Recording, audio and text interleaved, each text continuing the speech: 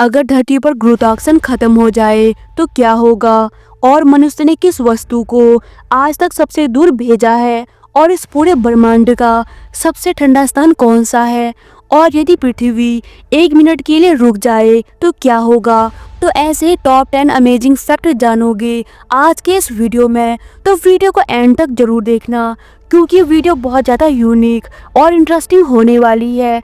तो चलिए बिना देरी के वीडियो शुरू करते हैं। नंबर 10, क्या एलियंस किसी दूसरी आकाशगंगा में हो सकते हैं? यह पूरी तरह संभव है कि एलियंस किसी दूसरी आकाशगंगा में मौजूद हो, लेकिन इसका अब तक कोई स्ट्रॉन्ग प्रूफ नहीं मिला है। हमारी आकाशगंगा यानी कि मिल्की वे में ही लगभग 100 से 400 बिलियन तारे हैं, जिनमें से कई के पास अपना खुद का सौरमंडल है। जब हम पूरे ब्रह्मांड को देखते हैं जिसमें लगभग 2 ट्रिलियन आकाशगंगाएं हैं, तो ये सोचना कि जीवन केवल पृथ्वी पर ही मौजूद है, ये डिसाइड करना काफ़ी मुश्किल है। दूसरी आकाशगंगाओं में एलियंस के होने की संभावना को समझने के लिए कई बातों पर ध्यान देना जरूरी है। सबसे पहले, इन आकाशगंगाओं की दूरी बहुत ज़्यादा अधिक है। उदाहरण के लिए हमारे सबसे नज़दीक आकाशगंगा एंड्रोमेडा लगभग 2.5 मिलियन प्रकाश वर्ष दूर है।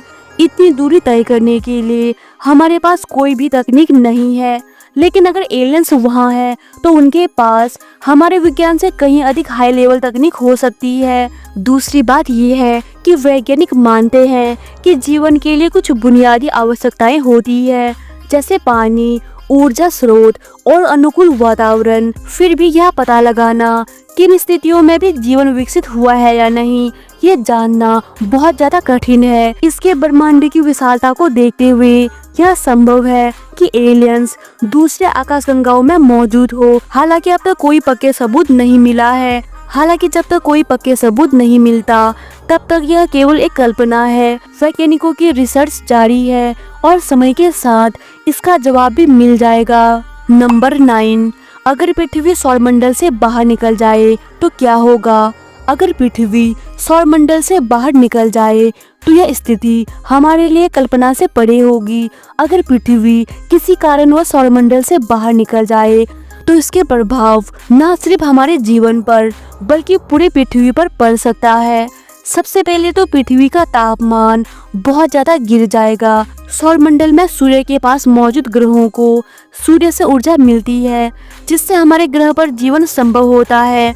लेकिन यदि पृथ्वी सूर्य से बाहर निकल जाए तो सूर्य से मिलने वाली गर्मी और रोशनी पूरी तरह से बंद हो जाएगी। इससे पृथ्वी का तापमान -100 डिग्री सेल्सियस से भी कम हो सकता है, जिससे जीवन का अस्तित्व असंभव हो जाएगा। सूर्य की ऊर्जा की अनुपस्थिति में पौधे का फोटोसिंथेसिस रुक जाएगा, जिससे सांस लेने में दिक्कत होगी और ऑक्सीजन की कमी हो जाएगी। इसके अलावा जानवरों और मनुष्यों को भोजन मिलने में भी समस्या होगी। अगर पृथ्वी सौरमंडल से बाहर निकल जाए तो हमारे आकाश में रात और दिन का फर्क भी समाप्त हो जाएगा। सूर्य के बिना हम पूरी तरह से अंधकार में डूब जाएंगे। यह प्राकृतिक बदलाव हमारे मानसिक और शारीरिक स्वास्थ्य पर गहरे असर डाल सकते हैं। अगर पृथ्वी सौरमंडल से बाहर निकल जाए तो यह पृथ्वी पर जीवन के लिए एक भयंकर संकट होगा।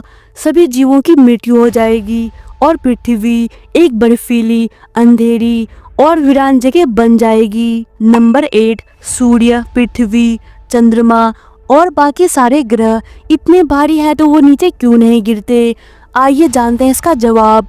पृथ्वी, चंद्रमा, सूर्य और बाकी सभी ग्रह अंतरिक्ष में तैरते नहीं हैं, बल्कि वे लगातार गिर रहे हैं। ये सारे ग्रह गिर सकते हैं लेकिन ये गिरते नहीं हैं, क्योंकि उन सब ग्रहों में गुरुत्वाकर्षण बल कार्य करता है। उदाहरण के लिए पृथ्वी सूर्य के गुरुत्वाकर्षण की वजह से उसकी ओर खींची चली जाती है, लेकिन पृथ्वी की गति इतनी सटीक है कि वह गिरने के बजाय सूर्य के चारों ओर चक्कर लगाती रहती है। यह ठीक उसी तरह है जैसे आप एक रस्सी में बंधे किसी पत्थर को घुमाते हैं। पत्थर लगातार बाहर की ओर भागने की कोशिश करता है, लेकिन रस्सी उसे खींचकर अपनी परिधि में बनाए रखती है। सारे उपग्रह भी इसी कारण अपनी कक्षा में बने हुए हैं। यही सिद्धांत खगोलीय पिंडों पर भी लागू होता है। पृथ्वी सूर्य के गुरुत्वाकर्षण बल की ओर खींचती है, लेकिन उसकी गति उसे सीधा सूर्य पर गिरने नहीं देती। इसी प्रकार चंद्रमा पृथ्वी की ओर खींचता है, लेकिन उसकी गति उसे पृथ्वी से दूर जाने से रोकती है। यही प्रक्रिया अन्य ग्रहों, तारों और आकाशीय पिंडों पर भी लागू होती है।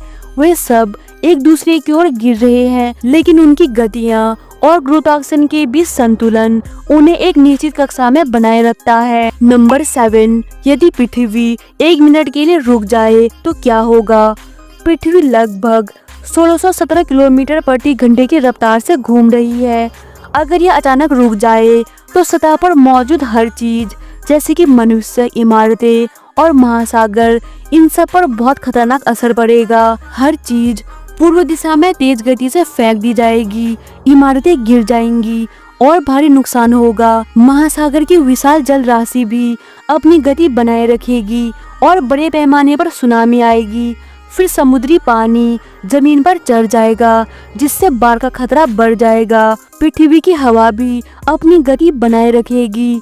तेज हवाओं से भयंकर तूफान आएंगे, जिनकी रफ्तार हजारों किलोमीटर प्रति घंटे की हो सकती है। अगर पृथ्वी 1 मिनट के लिए रुक जाए तो एक तरफ हमेशा दिन रहेगा और दूसरी तरफ हमेशा रात।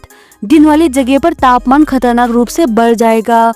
रात वाली जगह पर तापमान जमाने लायक ठंडा हो जाएगा। अर्थ अपने घूमने की वजह से थोड़ी सी चपटी है। रुकने से यह गोल बनने की कोशिश करेगी, जिससे बड़े भौगोलिक बदलाव होने लगेंगे। नंबर 6, आखिर ऐसी कौन सी चीजें हैं जो जुपिटर को इतना ज्यादा पावरफुल बनाता है? जुपिटर सोलर सिस्टम का सबसे बड़ा ग्रह है। इसका मास लगभग 1,40,000 किलोमीटर है, जो पृथ्वी के मास का 11 गुना है। जुपिटर का एक दिन केवल 9 घंटे और 56 मिनट का होता है, जो इसे सौरमंडल में सबसे तेजी से घूमने वाला ग्रह बनाता है। जुपिटर मुख्यतः हाइड्रोजन और हीलियम गैस से बना है और इसे गैस जॉइंट भी कहा जाता है। इसकी सतह ठोस नहीं है। जुपिटर पर एक विशाल तूफान है, जिसे ग्रेट रेड स्पॉट कहा जाता है। यह तूफान 350 वर्षों से भी अधिक समय से एक्टिव है। जुपिटर के पास 79 मून्स है। इनमें से 4 बड़े चंद्रमा आयो, यूरोपा, गैनीमीड और कैलिस्टो को गैलीलियन चंद्रमा कहा जाता है।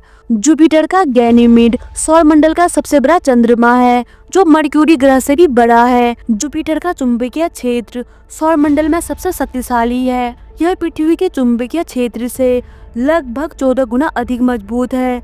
सैटर्न के समान जुपिटर के भी छल्ले हैं, लेकिन ये पतले और कम दिखाई देते हैं। जुपिटर का विशाल गुरुत्वाकर्षण सौरमंडल के भीतर एस्ट्रॉइड और धूमकेतु की गति को प्रभावित करता है, जिससे यह पृथ्वी पर होने वाले खतरों से बचाने में मदद करता है। नंबर 5, यूरेनस और नेपच्यून सबसे रहस्यमय ग्रह क्यों है? यूरेनस, आपने बहुत से भगवत भक्तों को देखा होगा जो लेटकर मंदिर की परिक्रमा करते हैं। ठीक वैसे ही यूरेनस अपनी धुरी पर 97.77% झुककर सूर्य को दंडवत प्रणाम करते हुए परिक्रमा करता है। सूर्य से यह 7वां और बर्फीला ग्रह है। यहाँ तक सूर्य का प्रकाश पहुँचने में 2 घंटे 40 मिनट का समय लेता है। यह ग्रह इतनी दूर स्थित है कि यहाँ पर्याप्त रोशनी नहीं पहुँच पाती। यह एक गैस दानव है और पृथ्वी के आकार से 63 गुना विशाल है। इस महान ग्रह पर 42 साल दिन और 42 साल रात रहती है। इसके वातावरण में मीथेन पाया जाता है। यूरेनस का भारी भरकम दबाव मीथेन को कार्बन और हाइड्रोजन में तोड़ देता है। यही कार्बन बाद में हीरे में बदल जाता है और इस ग्रह के मध्य भाग में हीरो की बारिश होती रहती है। अब तक यहाँ इतना हीरा इकट्ठा हो गया होगा कि धरती पर अगर बांटा जाए तो सभी अरबपति हो जाएंगे, लेकिन यहाँ से हीरे ला पाना लगभग असंभव है। नेपच्यून, यह सूर्य से 8वां और सबसे अंतिम ग्रह है।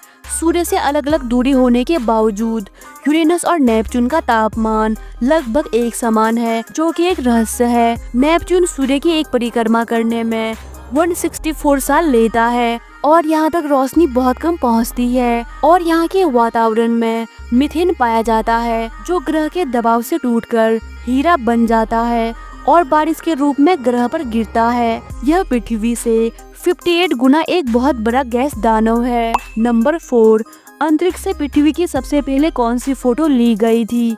आइए जानते हैं। हमारे अर्थ की पहली फोटोग्राफ क्रिसमस पर 1968 में ली गई थी। तब एस्ट्रोनॉट विलियम्स एडर्स अपोलो 8 के जरिए मून के ऑर्बिट में गए थे। तब चांद के चक्कर लगाते वक्त एडर्स और उनके साथियों की नजर अचानक पृथ्वी पर गई। पृथ्वी वहां से ठीक वैसी दिख रही थी जैसे कहीं दूर से कुछ उग रहा हो। एडर्स ने उस मौके पर एक तस्वीर ली जिसे बाद में अर्थराइज नाम दिया गया। यह तस्वीर बाद में काफी चर्चित हुई। 1970 में मनाए गए पहले अर्थ डे का सिंबल भी इसे ही बनाया गया था। इतना ही नहीं, यह बाद में 100 तस्वीरों में शामिल हुई जिसे दुनिया में बदलाव लाने वाला माना गया था। नंबर 3, ब्रह्मांड का सबसे ठंडा स्थान कौन सा है? ब्रह्मांड का सबसे ठंडा स्थान दांतों को हिला देने वाला -459 डिग्री फ़ारेनहाइट है, जो पृथ्वी के सबसे ठंडे स्थान से 3 गुना अधिक बर्फीला है। बूमरैंग नेबुला इतना ज्यादा ठंडा है कि अगर वहाँ कोई भी इंसान पहुँच गया तो केवल 2 मिनट में ही उसकी कुल्फी बन जाएगी। 1980 में जब खगोल शास्त्री कीथ टेलर और माइक स्कैरोट ने दूरबीन का उपयोग करके नेबुला की पहचान किया था, इस जगह को ब्रह्मांडीय रेफ्रिजरेटर भी कहा जाता है। नंबर 2, मनुष्य ने किस वस्तु को आज तक सबसे दूर भेजा है? वाइजर 1 पृथ्वी से सबसे दूर स्थित मानव निर्मित वस्तु है। नासा ने इसे 5 सितंबर 1977 को इसे गहरे अंतरिक्ष के अध्ययन के लिए लॉन्च किया था। इस यान को लॉन्च हुए 50 साल से भी ज्यादा हो गया है और यह अब भी संदेश भेज रहा है। अगस्त 2019 तक यह 2 अरब किलोमीटर यात्रा पूरी कर चुका है। यह यान के साथ सोने की डिस्क को भी भेजा गया है जिसमें पृथ्वी के जीवों की आवाज को रिकॉर्ड करके भेजा गया है। नंबर 1, अगर धरती पर गुरुत्वाकर्षण खत्म हो जाए तो सबसे पहले क्या होगा? अगर धरती पर गुरुत्वाकर्षण खत्म हो जाए तो सबसे पहले जो होगा वो मंजर बहुत ज्यादा खतरनाक और चौंकाने वाला होगा। गुरुत्वाकर्षण, जिसे हम ग्रेविटेशनल फोर्स कहते हैं, ये वही फोर्स है जो हमें पृथ्वी पर खींचता है और चीजों को स्थिर रखता है। अगर यह बल एकदम से खत्म हो जाए तो धरती पर हर चीज की स्थिति बदल जाएगी। सबसे पहले हम सभी उड़ने लगेंगे। हम जमीन पर खड़े नहीं रह पाएंगे क्योंकि गुरुत्वाकर्षण हमें जमीन से जोड़कर रखता है।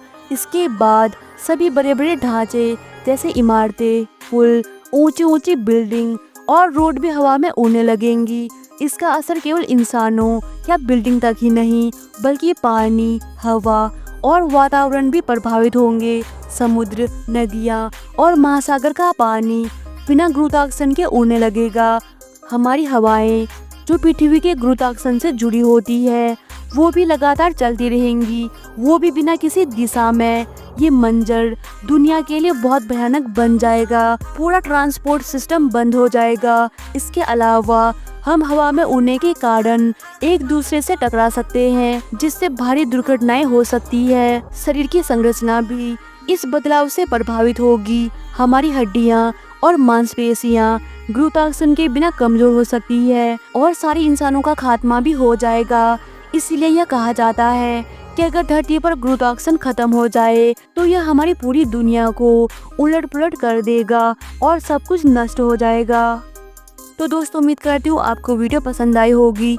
अगर आपको वीडियो पसंद आए तो वीडियो को लाइक करके चैनल को सब्सक्राइब कर दे। तो मिलते हैं अगले वीडियो में, तब तक के लिए जय हिंद।